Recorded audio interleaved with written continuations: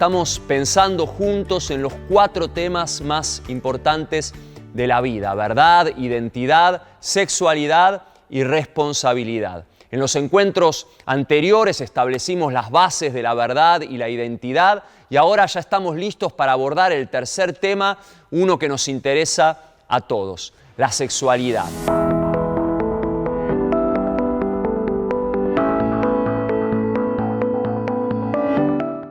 Convengamos que nos cuesta hablar de sexo, ¿sí o no? Nos da vergüenza, hay tantos tabúes y mitos a nivel social, y aún en la iglesia también evitamos hablar del tema. O si hablamos, lo hacemos solo de forma superficial o en un tono sarcástico. Pero en este encuentro quiero que nos saquemos la careta y que podamos hablar de sexo con total honestidad, a corazón abierto y sin pelos en la lengua. Menciono solo algunos datos para que vayamos rompiendo el hielo. Si las estadísticas no mienten, 1 de cada 3 de los que están ahí en el grupo mirando el video sufrió alguna experiencia de abuso o alguna experiencia sexual negativa en su infancia o adolescencia. Aproximadamente el 80% de los que están ahí jamás habló de sexo con su papá o con su mamá.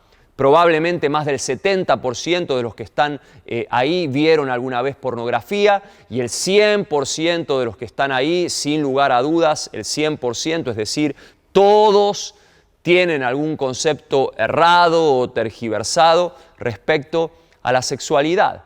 Y en ese 100% estoy incluido yo y estamos incluidos todos.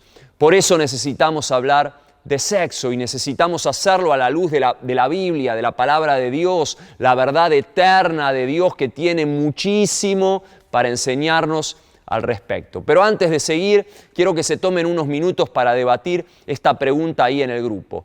¿Por qué creen que nos cuesta tanto hablar de sexo? ¿Qué les parece?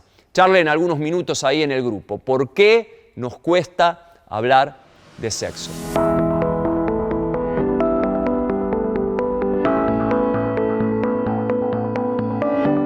¿Y cómo les fue? Estoy seguro de que el solo hecho de debatir acerca de por qué nos cuesta tanto hablar de sexualidad ya empezó a generar una apertura y los ayudó a sacarse algo de esa vergüenza que nos agarra a todos cada vez que mencionamos el tema.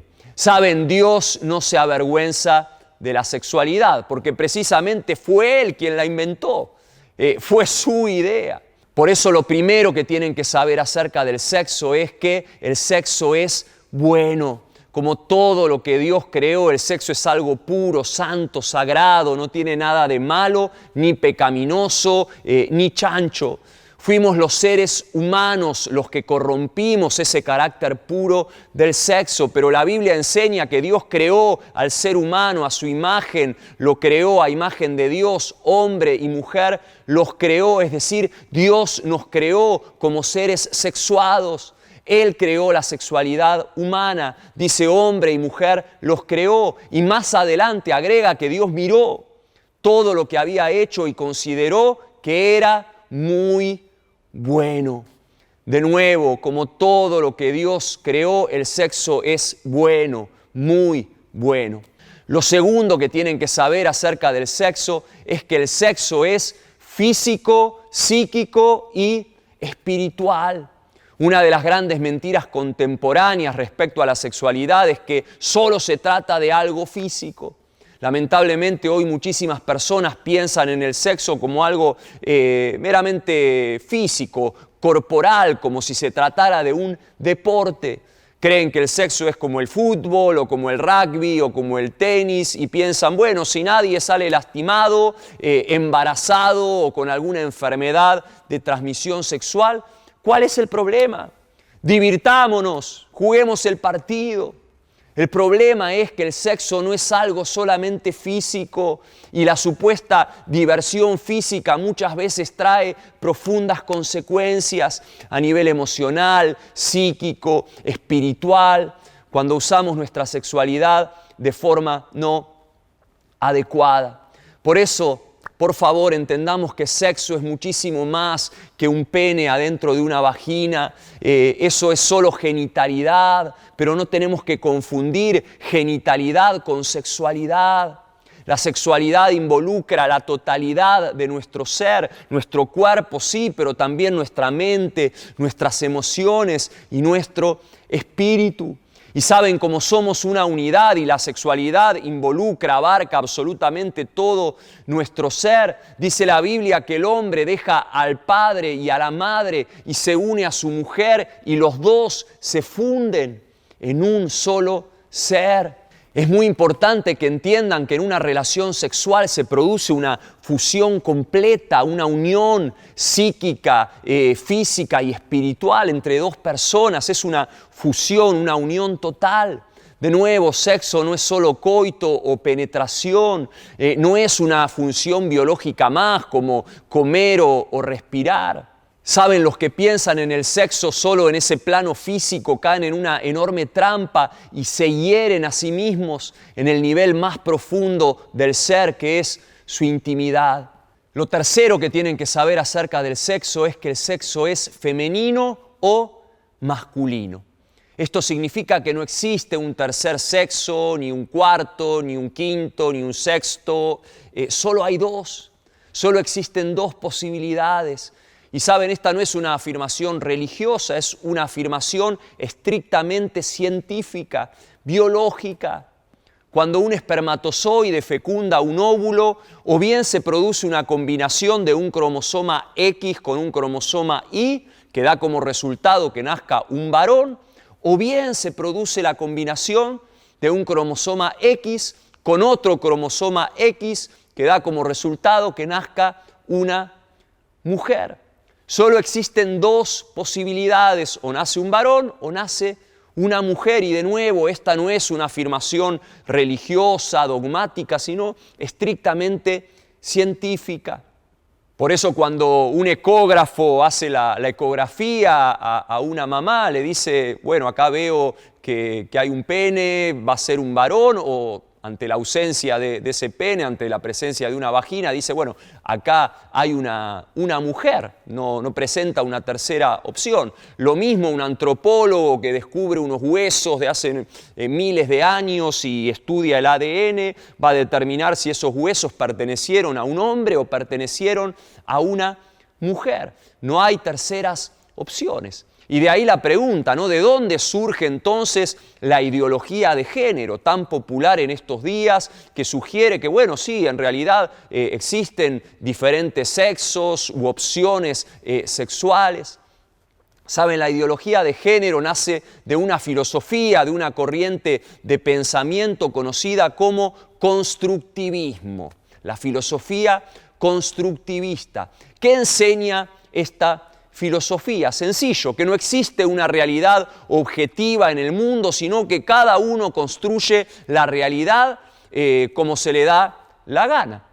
Y como verán, esta filosofía está íntimamente emparentada con el relativismo, otra filosofía de la que ya hablamos en el primer encuentro, y que afirma que, bueno, no existe una verdad absoluta, sino que todas las verdades son relativas. Así que un constructivista relativista se va a sentir con la total libertad de decirte, mira, para mí esto no es un celular, esto en realidad es un sándwich de jamón y queso. Y vos le vas a decir, no, míralo bien, no es un sándwich, es un celular. Y él te va a responder, no es un celular. Puede que sea un celular para vos, pero para mí es un sándwich de jamón y queso. ¿Quién sos vos para negarlo? Si yo lo percibo como un sándwich de jamón y queso, entonces para mí es eso, es un sándwich. Y vos no sos nadie para negar mi verdad, porque en definitiva no existe una verdad absoluta, objetiva, cada uno es dueño de su verdad. ¿Y vos qué le vas a decir? Y bueno, si vos querés creer que eso es un sándwich, créelo. Pero si lo analizamos científicamente y objetivamente, se va a comprobar que en realidad es un celular, porque las cosas son como son. Antes de seguir, me gustaría que se tomen unos minutos ahí en el grupo para pensar hasta dónde puede llegar el constructivismo, ¿sí? Hasta dónde puede llegar esta filosofía. Piensen por un momento, si no existe una realidad objetiva, si la realidad la crea cada uno como se le da la gana, ¿hasta dónde podemos llegar como sociedad siguiendo esta lógica. Tómense unos minutos para charlar de eso en el grupo.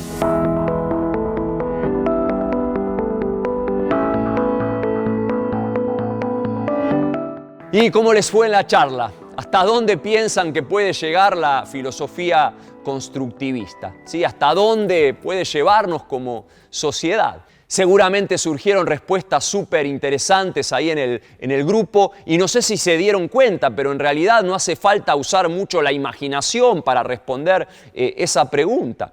Basta con mirar lo que ya está pasando hoy en día en el mundo. Quizás escucharon de ese hombre de 52 años, casado y con hijos, que un día dijo que estaba cansado de ser quien era y que se percibía a sí mismo como una nena de 6 años. Así que de la noche a la mañana dejó a su familia, dejó a su esposa, a sus hijos, consiguió ropa de nena de su tamaño y se empezó a comportar como una nena de 6 años. Y lo más loco de todo este asunto es que consiguió una pareja que lo adoptó. No es chiste, pueden googlearlo. Me pregunto como papá de 2 hijas mujeres que soy, ¿qué pensaría si de repente la maestra de mi hija de 6 años o de 10 años me dijera que ahora mi hija va a tener a ese hombre de compañerita de la escuela? Ahora, si este caso les parece una locura, ¿qué de ese otro caso tan famoso del hombre reptil? Un hombre que en realidad no se autopercibe ni como hombre ni como mujer, sino que se autopercibe como una serpiente. También podés googlearlo, las fotos son tremendas. O el hombre potranca que se percibe como una yegua y se está sometiendo a no sé cuántas operaciones para parecerse cada día más a un caballo. Y quizás alguno diga, bueno, Sebastián, pero estos son casos extremos. Y sí, quizás nos parezcan extremos hoy. Pero si seguimos la lógica del constructivismo y el relativismo de nuevo, ¿quién soy yo para decirle al hombre yegua o al hombre reptil que en realidad no es una yegua o una serpiente? O para decirle a ese grandulón de 52 años que en realidad no es una nena de 6 años. Si total cada uno es dueño de su verdad y puede construir su identidad como se le dé la gana. Siguiendo esta lógica, si mañana un hombre quiere tener relaciones sexuales con una oveja al aire libre, a plena vista de todos, porque se percibe un cabrito, una oveja masculina, ¿cuál sería el problema? ¿Quién soy yo para impedírselo? Y sí, suena descabellado, pero ¿se dan cuenta hasta dónde puede llegar el engaño de la filosofía constructivista? Por eso la palabra eterna de Dios nos advierte que no nos dejemos atrapar por filosofías engañosas. Dice Colosenses 2:8, no permitan que nadie los atrape con filosofías huecas y disparates elocuentes que nacen del pensamiento humano y de los poderes espirituales de este mundo y no de Cristo. Tenemos que ser radicales y firmes y tajantes en esto, en no permitir que nadie nos engañe. Y con aquellos que ya han sido atrapados por estas filosofías, claro que tenemos que ser no juiciosos, sino misericordiosos. Por favor, entiendan que rechazar la ideología de género no significa rechazar ni discriminar a los homosexuales, ni a los transexuales, ni a los bisexuales, ni siquiera a los que se perciben como animales. Como a todo ser humano creado a imagen y a semejanza de Dios, tenemos que amar a todos y respetar a todos y aceptar a todos y tenemos que expresarles la gracia y el valor de Dios. Pero saben, aceptar, respetar y amar a una persona no significa ser condescendientes con su conducta. Y de hecho, si verdaderamente te amo, muchas veces voy a tener que confrontarte con aquello que quizás no quieras escuchar, pero que en definitiva es lo que te hace bien. Y porque realmente te amo, te lo digo. Por eso Pablo le dice a Timoteo, instruye con ternura a los que se oponen a la verdad. Tal vez Dios les cambie el corazón y aprendan la verdad. Tenemos que aprender a ser tiernos a la hora de instruir en la verdad. Lo cuarto que necesitan saber acerca del sexo es que el sexo es para procrear. Esto significa que no existe el sexo 100% seguro, no hay ningún método anticonceptivo 100% efectivo. Y esto es así porque uno de los propósitos principales del sexo es la procreación, una de las mayores bendiciones de Dios. Por favor, entiendan que los hijos no son un problema, un dolor de cabeza, no, son una bendición. Dice el Salmo 127:3 que los hijos son un regalo del Señor, son una recompensa de su parte. Y justamente por eso la sexualidad es placentera, porque produce un fruto placentero, el regalo maravilloso de un hijo. Y saben, esto no nos evade de nuestra obligación de desarrollar una paternidad responsable, acordada con nuestro cónyuge. Por eso los métodos anticonceptivos no tienen nada de malo siempre y cuando obviamente no sean abortivos. Lo quinto que necesitan saber acerca del sexo es que el sexo es para disfrutar. Miren, el placer no tiene nada de malo. Dios quiere que disfrutemos, que experimentemos placer en la vida. De hecho, en su sabiduría, Dios creó placenteras todas las funciones que garantizan nuestra supervivencia como seres humanos: comer, beber, hacer el amor, aún ir al baño. Dice la Biblia: bendita sea tu fuente, goza de la esposa de tu juventud. Es una gacela amorosa, es una cervatilla encantadora, que sus pechos te satisfagan siempre, que su amor te cautive todo el tiempo. Dios creó el amor eros, el amor erótico sanamente entendido. Y es curioso que de los 66 libros de la Biblia hay un libro entero que habla acerca del erotismo en la pareja, de lo sagrado que es para Dios el sexo dentro del marco del matrimonio. Es el libro del Cantar de los Cantares. Lo sexto que tienen que saber acerca del sexo es que el sexo es una expresión de amor. Miren, esta es una de las verdades más importantes acerca del sexo y al mismo tiempo una de las más olvidadas hoy en día. Hoy el mundo vació la sexualidad de todo elemento que implique amor verdadero, es decir, lo vació de todo lo que demande compromiso, entrega, generosidad, el procurar el bienestar, la felicidad del otro antes que mi propio bienestar, felicidad o placer. Hoy la sexualidad ha sido reducida a un simple ejercicio egoísta en el que de lo único que se trata es de proporcionarme el mayor placer posible a costas del otro que está ahí solo para satisfacer mis caprichos y mis fantasías personales. Y obviamente ya no se trata de hacer el amor, de construir una relación de amor responsable, sino simplemente de tener relaciones sexuales, por no usar otras palabras tan vulgares que se usan. Y es increíble cómo involucionamos como seres humanos, porque sexo menos amor es igual a involución. Sexo menos amor nos convierte en simples animalitos que buscan satisfacer sus impulsos de forma egoísta, sus apetitos sexuales, cuando sea, como sea, con quien sea. Es así. Antes de seguir, quisiera que se tomen unos minutos para charlar acerca de esta pregunta. ¿Cuáles creen que son las consecuencias del sexo sin amor?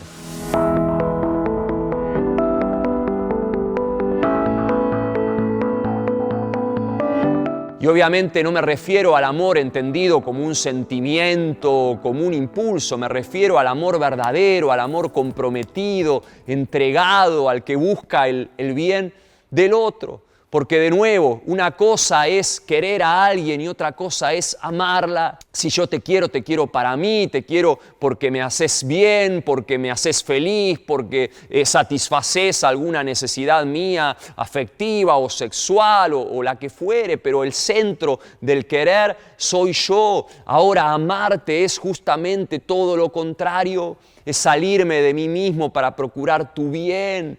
El gran filósofo alemán Leibniz decía que amar es encontrar en la felicidad ajena tu propia felicidad. Por eso el amor verdadero suelta, libera, renuncia al afán por controlar al otro, respeta, sabe esperar, jamás se impone, no es egoísta, siempre entrega. Así que ahora pongan pausa y piensen, ¿sí? Debatan un rato esta pregunta. ¿Cuáles creen que son las consecuencias del sexo sin este calibre de amor?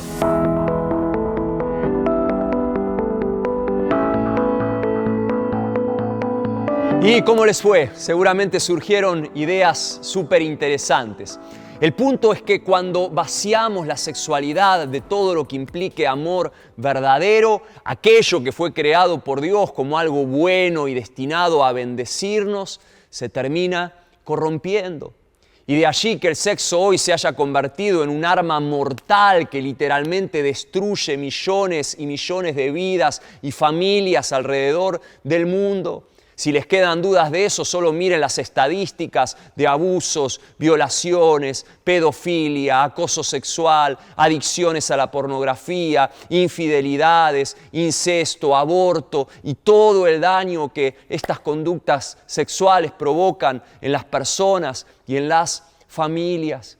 Por eso es muy, muy importante que entendamos que el sexo no es para satisfacernos a nosotros mismos primeramente. De nuevo, en el mundo materialista y hedonista en el que vivimos, el sexo se convirtió en eso, en un simple juego egoísta. Pero yo no me acuesto con mi esposa para satisfacer mi líbido, lo hago principalmente para expresarle mi amor, para relacionarme con ella íntimamente. La sexualidad, según Dios, es literalmente hacer el amor. Es construir una relación de amor exclusivo y maduro. Lo séptimo que tienen que saber acerca del sexo es que el sexo debe usarse responsablemente. Muchas personas creen que por estar físicamente preparadas para la vida sexual, entonces, bueno, eso significa que tienen luz verde para tener relaciones y así lo desean. Pero de nuevo, el sexo no es algo solamente físico. Una chica de 3 años quizás esté físicamente preparada para usar un cuchillo, pero a cualquier padre o madre responsable jamás se le ocurriría darle un cuchillo, ¿verdad? De la misma forma, un chico de 13 años puede que tenga su cuerpo preparado para la vida sexual, pero su mente, su mundo emocional y sobre todo su espíritu y sus relaciones y su marco familiar no está preparado para eso. Y lamentablemente el uso irresponsable de la sexualidad es uno de los mayores problemas entre adolescentes y jóvenes hoy en día. ¿Por qué? Porque usan el cuchillo sin estar preparados y terminan lastimándose. Muchos dicen, bueno, yo soy libre para elegir mis actos y tienen razón. Lo que nadie les dice es que son libres para elegir sus actos, pero no son libres para elegir las consecuencias de esos actos. Por eso, por favor, entiendan lo poderoso que es el sexo. Justamente por ser algo tan poderoso, para bien o para mal, Dios estableció parámetros para que lo usemos bien, de forma responsable y que lejos de dañarnos, nos bendiga. Y por favor entiendan que no son parámetros limitantes, sino liberadores. El objetivo de esos límites es cuidarnos y que podamos disfrutar de una sexualidad plena. Y miren, esos límites se resumen en 3 principios bien sencillos. Primero, que sea heterosexual, es decir, con una persona del sexo opuesto. Segundo, que sea monogámica, es decir, con una sola persona. Y tercero, que sea dentro de una relación comprometida, es decir, bajo el pacto del matrimonio. Por eso lo octavo que tienen que saber acerca del sexo es que el sexo es para el matrimonio. Por favor, entiendan que es mentira que tener relaciones sexuales antes de casarse o fuera del matrimonio, es lo normal. Una cosa es lo común y otra muy distinta, lo normal. Que algo sea aceptado como común por muchísimas personas no significa que sea lo correcto según el ideal de Dios. Así que no importa que millones de personas o parejas de novios o amigos con derechos alrededor del mundo tengan relaciones sexuales, solo por deporte, sin que haya ningún compromiso estable de por medio. Una persona sabia y madura no se guía por lo que es común en la cultura, sino que busca lo normal, es decir, el ideal de Dios, que siempre es lo mejor para nosotros. Y saben, la unión sexual entre un hombre y una mujer que realmente se comprometieron, ese es el ideal de Dios y es siempre lo mejor. Lo noveno que tienen que saber acerca del sexo es que sí se puede gobernar sobre el sexo. Y sé que esto puede parecer una locura o algo sencillamente imposible. ¿Por qué? Porque estamos tan bombardeados y contaminados por ideas psicológicas falsas que sugieren que, bueno, los impulsos sexuales son imposibles de gobernar, hay que darles rienda suelta y que tus deseos son sagrados y que ni se te ocurra reprimirlos, que, bueno, cualquier intento por usar la sexualidad dentro de parámetros éticos y responsables hoy es visto como una idea descabellada o hasta casi imposible. Estás loco, ¿cómo vas a decir que no? ¿Cómo no vas a tener relaciones sexuales con cualquiera y antes de casarte? Y sí se puede decir que no y elijo decir que no. Soy libre para decidir, para decir no, y me compadezco de vos si estás tan esclavizado por tus instintos sexuales que ni siquiera sos capaz de decir no. Dice Pablo que Dios no nos dio un espíritu de cobardía, sino un espíritu de poder, de amor y de dominio propio. Hoy a muchas personas les hablas acerca del dominio propio y te miran con cara rara sin entender qué estás diciendo, como si les estuvieras hablando en chino, ¿no? Dominio propio. ¿Qué es eso? ¿Sí? Sencillo, es ese poder, el poder que Dios nos dio para dominarnos a nosotros mismos. No somos animalitos guiados por instintos, somos seres humanos creados a imagen y a semejanza de Dios y capaces de gobernar cualquier instinto o pensamiento o sentimiento que quiera gobernarnos a nosotros, siempre y cuando, obviamente, Dios gobierne primero sobre nuestra vida. Por eso con mi esposa Valeria estuvimos más de 3 años de novios y no tuvimos relaciones sexuales. Y como nosotros hay millones de personas y parejas alrededor del mundo que pueden dar fe de lo mismo, de que sí se puede lograr la abstinencia sexual antes del matrimonio sin que eso implique ningún trauma ni ningún sufrimiento.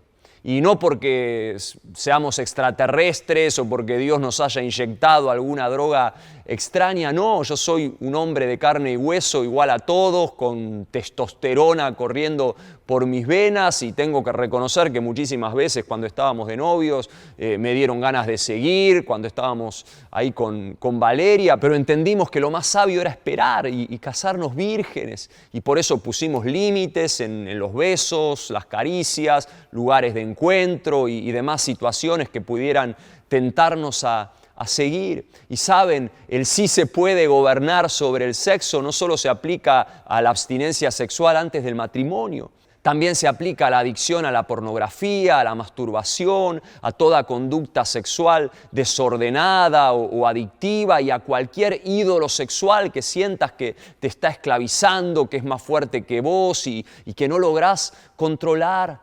Dios no quiere que absolutamente nada de eso te gobierne, sino que vos puedas gobernar sobre todas esas cosas y que Él sea tu único dueño.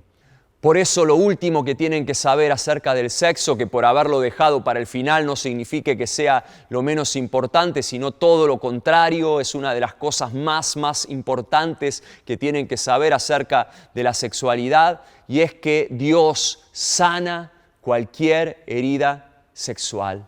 Como dijimos al principio, todos en mayor o menor medida sufrimos alguna herida en el área sexual, sea porque fuimos abusados o porque nos expusieron de chiquitos a la pornografía o porque nunca hablamos del tema seriamente con nuestros padres o porque lo que aprendimos de sexo, bueno, lo aprendimos de fuentes no santas como amigos de la escuela, películas, charlas de vestuario, revistas, etcétera. Quizás sufriste bullying o acoso o una expareja te manipuló o nunca nadie afirmó tu identidad sexual de forma sana. Como sea, todos necesitamos recibir sanidad de parte de Dios en nuestra sexualidad. Y la buena noticia es esta, que Dios es poderoso para sanar cualquier herida sexual, no importa lo profunda que sea. Por favor, entendé que Dios no te juzga, ni te acusa, ni te rechaza por ninguna conducta sexual que esté fuera de su voluntad. Él lo que quiere es sanarte, quiere hacerte libre para que esa conducta ya no te dañe más, ni a vos ni a las personas a las que más amas. Por eso te animo a que el tema sexual no sea más un tabú o un secreto oculto en tu vida, sino que puedas abrir tu corazón y buscar ayuda oportuna y correcta. Seguramente en tu iglesia hay pastores y líderes de confianza con los que podés hablar, personas espiritualmente maduras y confiables a las que podés acudir y que no te van a juzgar, sino que están ahí para ayudarte a recibir esa sanidad de Dios y que puedas disfrutar de una sexualidad plena, tal como Dios la diseñó para tu vida. Te animo a superar la vergüenza y a que cuentes eso que nunca le contaste a nadie. Siempre digo que la iglesia no es el club de los perfectos, sino que es la hermandad de los sinvergüenzas. Por eso animate. Yo tuve que animarme en su momento, tuve que superar mis miedos y vergüenzas y abrirme a un pastor amigo que me ayudó a superar esas tentaciones y debilidades con las que luchaba. Te animo a que hagas lo mismo. Acordate que Dios es muy, muy, muy bueno y quiere restaurarte por completo.